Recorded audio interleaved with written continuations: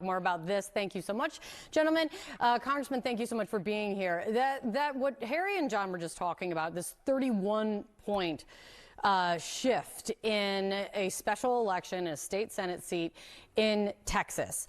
You see that and you think what?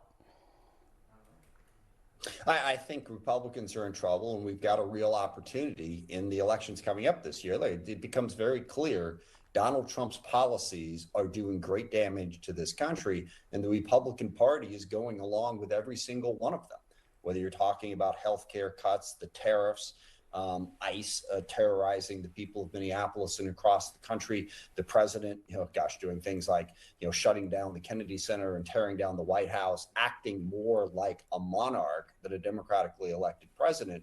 All of that has made Trump incredibly unpopular, number one. Number two, people have rallied all across this country. Millions of people have showed up to protest these policies. And also, don't look now, but the Democratic Party actually is messaging fairly effectively. Our leadership, during the government shutdown, I think focused on healthcare, focused on what Trump was doing in a very effective way. Now, the elections are a long way away. We got a lot of work to do, but certainly right now, the Republican Party is in deep trouble. And for some context here, you have been one who has been a vocal Democrat speaking out to say the Democrats need to get their message straight ever since the 24 election. You came on shortly after that to lay out your prescription for basically Democrats need to get their act together. So context around your commentary here. Let me ask you this. You're the top Democrat on armed services. A big focus now when it comes to the president's military threat against Iran over the ongoing crackdown against protesters across the country. The big focus now has shifted for the president. He says that Iran is, quote unquote, seriously talking with the United States. He's talking about striking a new nuclear deal. But at the same time, one of his top allies in the Congress, Lindsey Graham, had this take on Sunday. The people are demanding an end to the oppression they have suffered during the Ayatollah's reign, not a better nuclear deal. Lindsey Graham very much wants to see regime change. Is Lindsey Graham right? I don't think so, no. And this is a very dangerous situation, and you correctly outlined the two issues that are at play here. One, we don't want Iran to have a nuclear weapon. Two, we're deeply concerned about the Iranian regime, even beyond the nuclear weapon.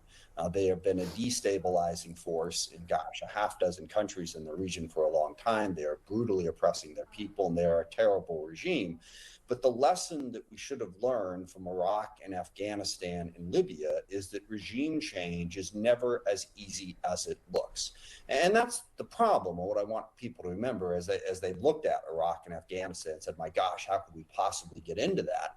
It is incredibly enticing to look at a brutal regime like the Taliban, like Saddam Hussein, Muammar Gaddafi, and now the Ayatollah, and say, that's terrible. Can't we just change it? Well, you can't just change it. It is incredibly complicated and dangerous. What comes next? How will the regime react? That's the big concern right now, and why we're moving so many assets to the region. Iran still has missiles. If we attack them in some way, we have bases, we have allies in the region who would be vulnerable to that. So I am deeply worried that President Trump is going to take a much more aggressive stance, well, frankly, than he said he was going to do during the campaign, and drag us into another endless foreign war.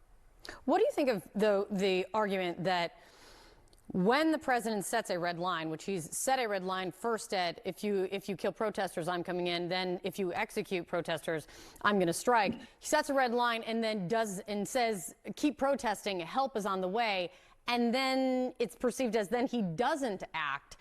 Some argue that that's emboldening the regime in place now and only hurting U.S. interests. What do you say to that? Yeah, well, President Trump tends to react without a great deal of in-depth thinking. Let me just put it that way. He says what's on his mind. He leaps quickly from one thought to the next without necessarily a consistent policy. And yeah, it does create challenges and problems and does embolden adversaries in that way. And I think President Trump also, after Venezuela and everything else that he has done that the Republican Party has simply allowed him to do, is feeling emboldened. You feel like he can do whatever he wants to do without any check or balance on that.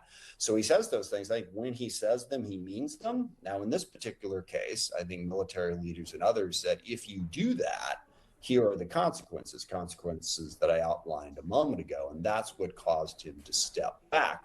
And don't get me wrong, I do not like the Iranian regime. They are oppressive to their people, and the world would be a better place if the Iranian people had a different leadership. But that's a whole different thing than saying the U.S. military is somehow in a position to force that outcome. That again is the lesson we need to learn from some of the other efforts that we tried in a very similar vein. Very important week ahead as we hear that Steve Witkoff could be possibly meeting with some senior Iranian officials this week in Turkey over all of this. Congressman, thank you so much for coming in. I appreciate your time. Sarah. All right. Thank you, Kate. Mini horse on the lam. How Oreo, that's his name, is doing after being caught horsing around close to midnight.